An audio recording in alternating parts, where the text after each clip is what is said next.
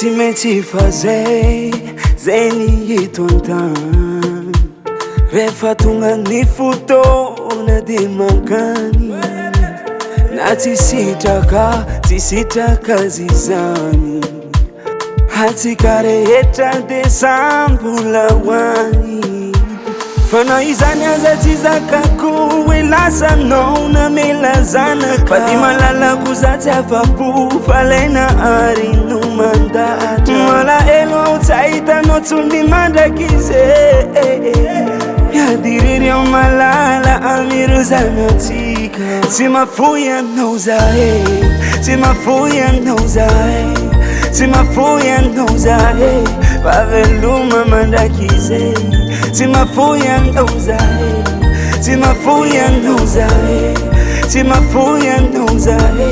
fa veloma mandraky izy karaha mahitanao fo za mahita zazareo mitsiky karaha vao nomoaly anao nivolagna hoe anao tiako efa tsy sentsony zany fa zao efa sary sisa mitritra anao lasa anaty foko aretina mikikia fa na izany aza tsy zakako hoe lasanao na mela zanaka fa ty malalako za tsy afa-po fa laina ary no mandatra malahelo aho tsy ahitanao tsony mandraky izy miadirery ao malala amiro zanatsika tsy mafoy anao zahe tsy mafoy anao zahe tsy mafoy anao zahe fa veloma mandraky izy tsy mafoy anao zahe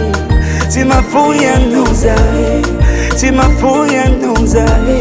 fa veloma mandraky izy tsy mafoy anao zahe tsy mafoy anao zahe